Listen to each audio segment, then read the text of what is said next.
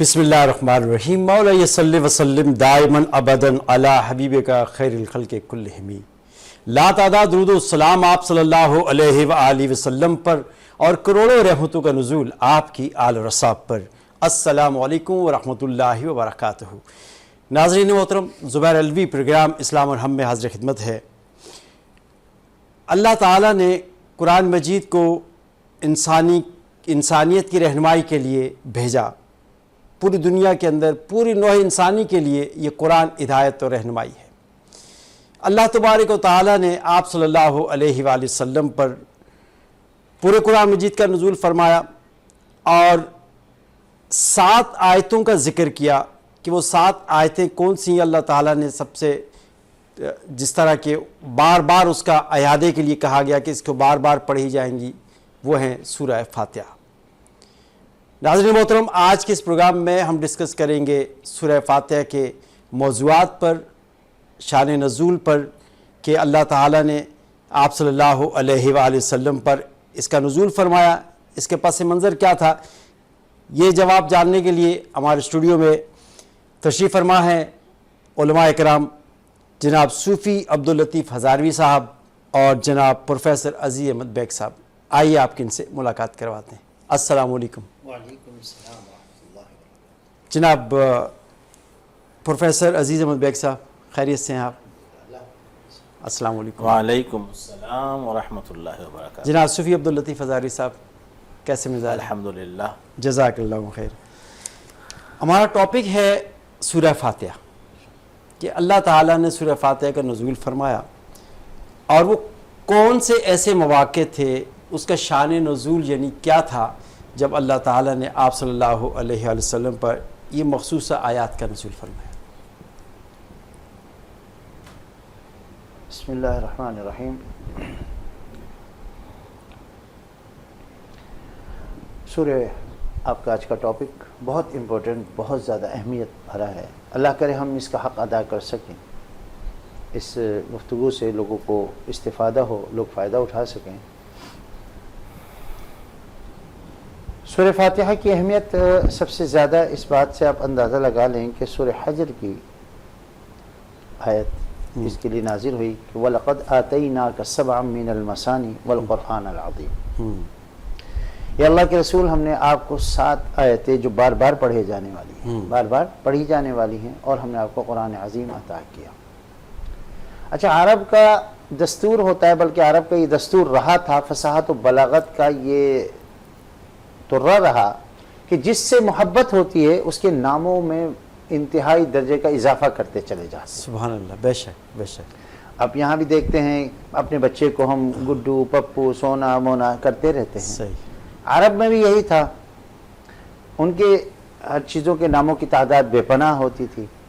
तो सूरह फातिहा की मोहब्बत की वजह से इसके कई नाम रखे गए और इसका नाम काफिया रखा, अशाफिया रखा, उम्मुल किताब रखा, असासिया रखा और सूरह फातिहा रखा। सुभान अल्लाह। सूरह फातिहा का मकसद ये है कि फतह का बाब है। आप सब जानते हैं कि इफ्तिताह हम करते हैं, मतलब इफ्तिताह के माने किस चीज़ को खोलना, फतह यफ्तह का बाब है। अल-फातिहा ये फ़ाइल का सीगा है, उसमें इसका माने ही खोलने वाली किताब। जिस शख्स ने इस सूरत को पढ़ लिया, जिसने इसको सूरत को पढ़ लिया, उसके सामने कुरान के हालात और कुरान के राज और कुरान के रुमूज़ खुलते चले जाएंगे। ये सूरह फातिहा का एक इम्तियाज रहा। सुभान। यही वजह है कि कुरान ने कहा बार बार पढ़ी जाने वाली किताब है और बार बार पढ़ा जाए इसको। ये वो किताब है कि जिसके पढ़ने के रूहानी फ़ायदे भी हैं और इल्मी फ़ायदे भी हैं। अल्लाह रब्बुल इज़्ज़त ने, अच्छा, ये पहली किताब है जो तरतीब तौक़ीफ़ी के लिहाज से कुरान के अंदर, आप पता है, पहले आप कुरान खोलते पहली सूरह फातिहा आती है। नुज़ूली के एतबार से ये तरतीब में पहली नहीं है, लेकिन इसका एक और इम्तियाज है कि ये पहली सूरत है जो मुकम्मल नाजिल हुई है सूरह फातिहा। यानी इसके अंदर ये नहीं है 3 आयतें पहले नाजिल हो गई, फिर जैसे सूरह अलक नाजिल हुई, पहले 5 आयत नाजिल हुई, उसके बाद फिर सूरह मुज़म्मिल नाजिल हुई, फिर मुदस्सिर, फिर इसके बाद दोबारा सूरह अलक की तरफ आई। यानी इस तरह करके पूरी तरतीब बनी। ٹھیک ہے، لیکن سب سے پہلی مکمل صورت نازل ہونے والی جو ہے یہ سورہ فاتحہ۔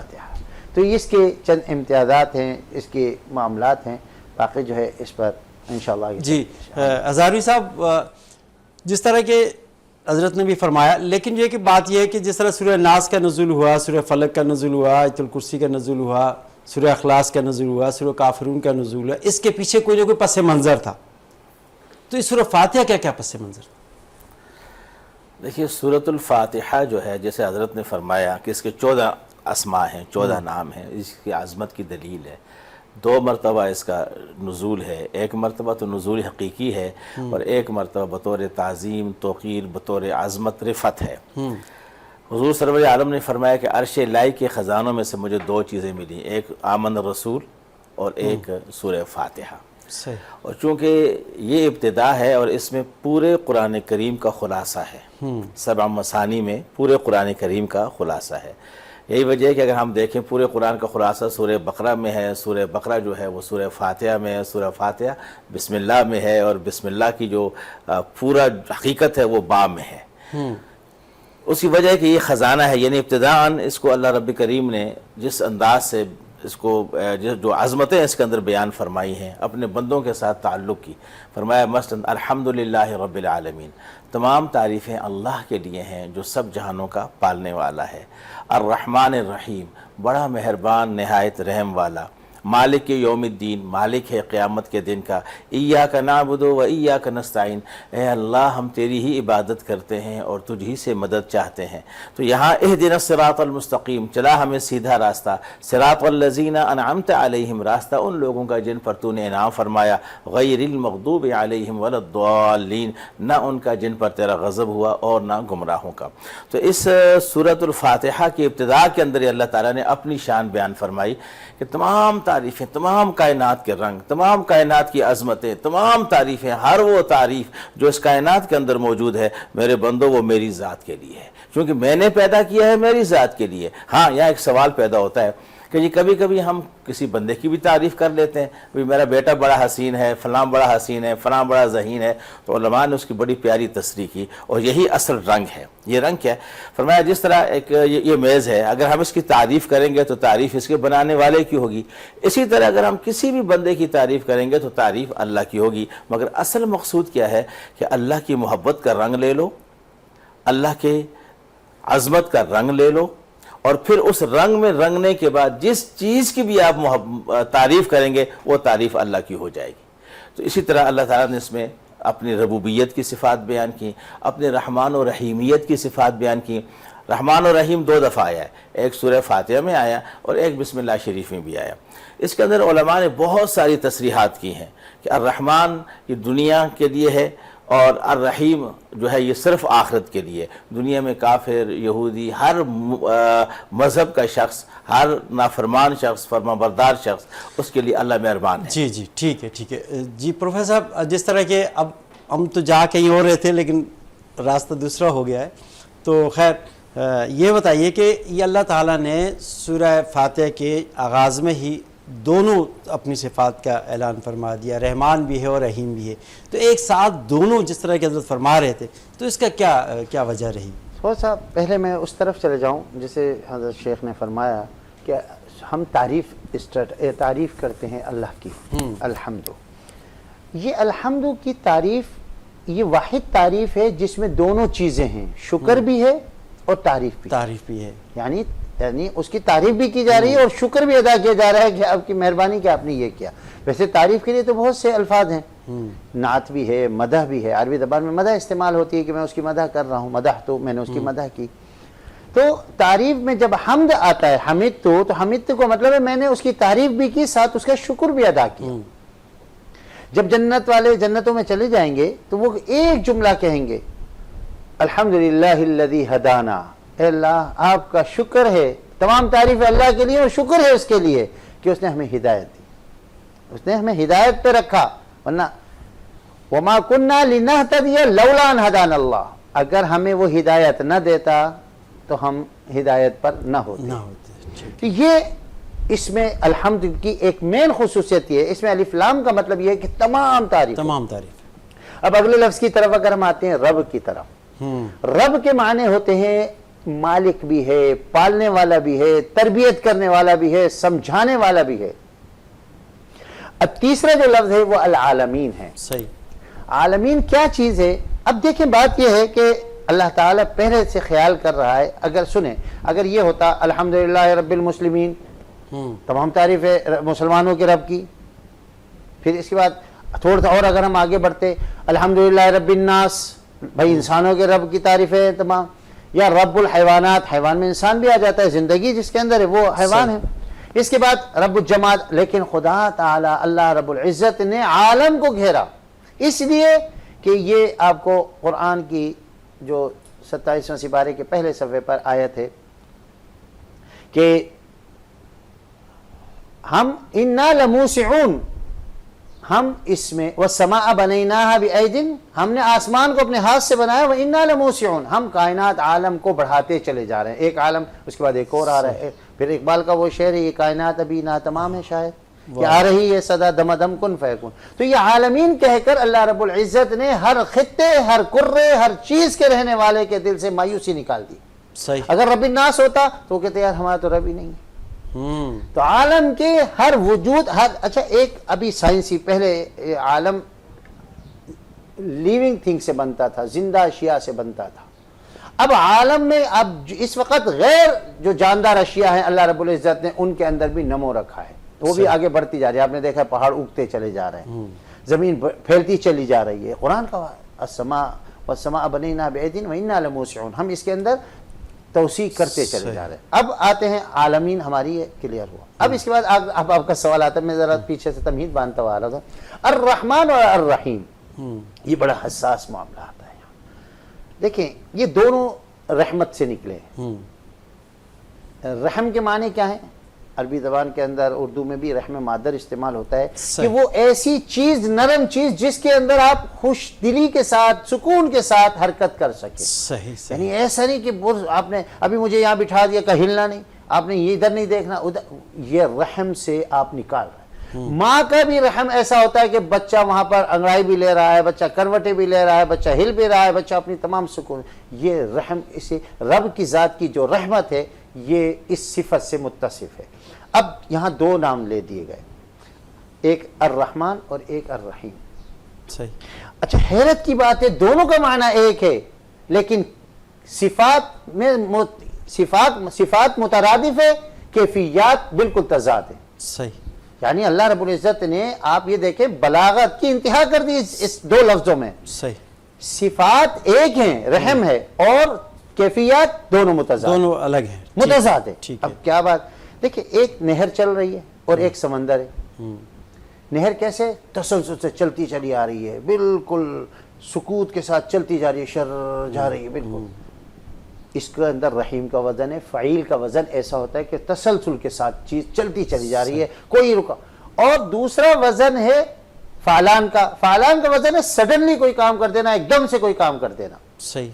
اچھا فعلان کا وزن کی جو کیفیت ہے وہ سمندر کی، ایک دم بھونچال آ جاتا ہے، ہاں، ایک دم سکوت ہو جاتا ہے، مد و مد جزر ہے، ایک دم آپ کھڑے ہو بھائی ادھر سے بڑی لہر وہ آپ کے سر سے بھی اوپر جا رہی ہے اور ایک دم جو پیروں میں گری ہوئی ہے، تو یہ صفت اللہ رب العزت نے دو صفت رکھی، ان کی بات کی میں وہ توثیق کرتا ہوا چلوں گا کہ اللہ تعالیٰ دنیا میں رحمان ہے اور آخرت میں رحیم ہے، واہ واہ واہ، کیونکہ وہاں پر اگر رحیم کا تعلق عدل سے ہے، رحیم کا تعلق کس سے؟ عدل سے ہے، رحمان کا تعلق اس کی منشا سے ہے۔ قرآن کی ایک آیت ہے اللہ یختص برحمتہ من یشاء، جس کو چاہتا ہے چن لیتا ہے، واہ، یعنی آپ عبادت کریں کس کی کریں گے؟ رحیم دیکھ رہا ہوگا، صحیح، آپ کی عبادت رحیم دیکھ رہا ہے، آپ رحیم کی عبادت کر رہے ہیں، لیکن دعا آپ رحمان سے مانگ رہے ہوتے ہیں، اس لیے کہ آپ دعا میں کبھی ایسی چیز مانگتے ہو کہتے فوراً دے دو، جبکہ رحیم کا تسلسل ہے، وہ تسلسل سے چلتا چلا جائے گا، آگے جا کے سمندر میں گرے گا، یہ ایک دم اللہ رب العزت رحمان کی جو صفت ہے یہ فوراً اس کا ری ایکشن آتا ہے۔ آپ اللہ یختص برحمتہ من یشاء، اللہ تعالیٰ جس کو چاہتا ہے اپنی رحمت کے لیے خاص کر دیتا ہے۔ میں ایک بات سوچ رہا تھا کہ کیا چیز تھی کہ بھائی اس بندے کو چن لیا بایزید بنا دیا، اس بندے کو چن لیا حضرت شیخ عبد القادر جیلانی بنا دیا، اس بندے کو چن لیا فلاں بنا دیا، تو یہ یہ اس کی صفت رحمان کی عادت. آپ نے دعا مانگی یا اللہ مجھے اتنا دے کہ میں سنبھال نہ سکوں, اگلے دن سے آپ کے پاس آنا شروع ہو گیا. کیا کہنے یہ رحمان اور رحیم سبحان یہ دونوں کیفیات متضاد ہیں, سبحان صفات میں ایک ہے. صفات پہ ایک. جزاک اللہ, کیا بات ہے, کیا بات. صوفی صاحب, رب العالمین جو تمام جہانوں کا رب ہے, اور شرط یہ ہے کہ ہم اس کو رب مانیں, رب پالنے والا, تو ہم اسے پالنے والا تو مانیں. ہم نے تو اپنے سینوں کے اندر بت بنا کے رکھے ہیں, شہرت کا بت, عزت کا بت ہے, دنیا کی لالچ کا, حرص کا, ہوس کا, یہ تمام تو بت ہمارے دل میں ہے. تو ہم اللہ کو اپنا پالنہار, پالنے والا مانتے ہیں کہ جی زہیر بھائی ماشاءاللہ بڑی اچھی بات کی آپ نے. قرآن کریم میں بھی یہ تصور موجود ہے, اتخذ الہہ من ہوا, کیا انہوں نے اپنی خواہشات نفسانیہ کو اپنا معبود بنا لیا ہے؟ تو حق تو واقعی بات آپ کی بالکل درست ہے کہ آج کے اس دور کے اندر ہم لوگوں نے اپنی خواہشات نفسانیہ کو ہی معبود, ہمارا سجدہ جو ہے اپنے پیٹ کو ہے, ہمارا سجدہ ہم کرتے ہیں یا تو پیٹ کے لیے, روٹی کے لیے, روزی کے لیے, یا پھر عزت کے لیے, یا پھر عہدے کے لیے, یا پھر شہرت کے لیے, یا پھر نمود و نمائش کے لیے. ہاں جی, صرف اپنی ذات کے لیے, اپنے مقصد کے لیے, اپنے مطلب کے لیے, اس کو ہم کہیں گے مطلب پرستی کے لیے. وہ سجدہ جو رب کے لیے ہے, وہ سجدہ جو اللہ کے لیے, اگر ایک سجدہ بھی ایسا ہو جائے تو انسان کو وہ بے مثال کر دیتا ہے, بے نیاز کر دیتا ہے, اور اللہ کی بارگاہ میں پہنچا دیتا ہے. لیکن چونکہ ہمارے سجدے ہیں ہی اپنی خواہشات نفسانیہ کے لیے, ہمارے دلوں میں بے شمار بت رکھے ہوئے ہیں, تو یہی وجہ ہے. اس سورۃ مقدسہ کے اندر آپ اگلے حصے میں آئیں تو وہاں اللہ تعالیٰ نے ان بتوں کو توڑنے کا بھی بندوبست فرمایا ہوا ہے. کیا ادھر بعد میں چلیں گے, جی اس میں بعد میں بات کریں تو گے. یہ ایک حقیقت ہے, اس میں کوئی شک نہیں ہے صحیح کہ ہم اللہ رب کریم کو اللہ ضرور کہتے ہیں, اپنا معبود ضرور کہتے ہیں, مانتے ہیں, لیکن الفاظ سے مانتے ہیں, دل سے نہیں مانتے. سوچ سے بھی مان لیں گے مگر یقین سے نہیں مانیں گے, اور اگر یقین سے بھی مانیں گے تو علم الیقین سے مانیں گے, حق الیقین سے نہیں مانیں گے. حق الیقین جیسے بھی اگر یہاں کوئی کہے جی سانپ آ گیا تو ہم سب نے اٹھ کے بھاگنا ہے, ایسا یقین ہمارے پاس نہیں ہے. ہم اس یقین سے اگر رب جلیل کو مان لیں اور اس یقین سے ہم اپنے پاک پروردگار کو پکاریں تو یہ تو ہو ہی نہیں سکتا کہ بندہ باکمال نہ بن سکے, بندہ مرتضیٰ نہ بن سکے, اس کی دعائیں قبول نہ ہو سکیں. کیسے ہو سکتا ہے؟ لیکن چونکہ ہم مانگ بھی رہے ہوتے ہیں, بیچ میں شک بھی ہوتے ہیں. جیسے ہم کہیں ایک بیٹا اپنے باپ سے کہے ابا مجھے یہ چیز چاہیے, آپ مجھے دیں گے, لگتا ہے آپ نہیں دیں گے, ادھر دیں گے, لگتا ہے نہیں دیں گے, تو کہے گا اچھا شک بھی کرتے ہو, مانگتے بھی ہو. تو بات یہی ہے کہ ہمارا اپنے رب کے ساتھ ایسا ہی تعلق ہے.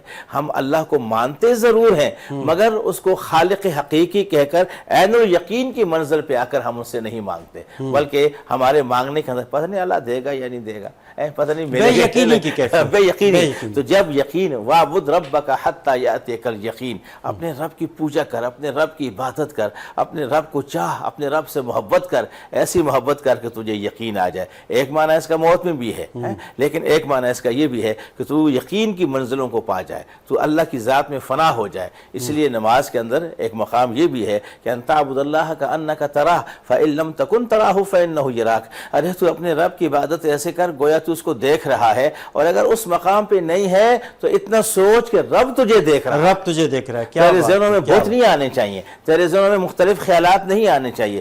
حقیقت یہ ہے کہ ہم نے آج 360 بت اپنے دل کے اندر, اپنے قلب میں پال رکھیں, ورنہ یہ قلب وہ ہے اگر ان بتوں کو نکال دیں تو قلب المؤمن عرش اللہ, مومن کا دل اللہ کا عرش ہے. اللہ کا. جزاک اللہ, بہت شکریہ جناب صوفی عبداللطیف ہزاروی صاحب اور جناب پروفیسر عزیز احمد بیگ صاحب, جزاک اللہ خیرہ, بہت شکریہ. ناظرین, آج کے اس پروگرام میں ہم نے بات کی سورہ فاتحہ کے شان نزول کے حوالے سے, اور اس میں اللہ تعالیٰ نے کون سی حکمتیں بیان فرمائی ہیں, اور 3 آیتوں کو ہم نے بیان کرنے کی کوشش کی کہ جس طرح صوفی لطیف ہزاروی صاحب فرما رہے تھے نا کہ انسان ہمارے اندر 360 جو ہے کہ وہ بت ہیں. ہمیں اللہ کی ذات پر یقین زبانی تو ہے لیکن عملاً ہم یقین نہیں کر پا رہے, تو جس کی وجہ سے آج جتنے بھی مسائل ہیں وہ اسی بے یقینی کی وجہ سے ہیں۔ اگر ہم اللہ پر ہمیں ایمان ہے، اللہ پر یقین ہے، تو پھر ہم یقین کے ساتھ جب کوئی بات کریں گے تو یقیناً ہمارا رب جو ہے کہ وہ سمیع و بصیر ہے، وہ سنتا بھی ہے اور دیکھتا بھی ہے اور ہمارے دلوں کے حالوں سے بھی واقف ہے۔ یہ اللہ کی شان ہے، اللہ کی عظمت ہے۔ دعا ہے کہ اللہ تعالی ہمیں اس یقین کی کیفیت ہمیں عطا فرمائے اور ہماری زندگیوں میں بھی یقین آ جائے اور اللہ کی بارگاہ، اللہ کی ذات پہ بھی ہمیں یقین آ جائے۔ اپنے میزبان زبیر علوی کو اجازت دیجیے، فی امان اللہ۔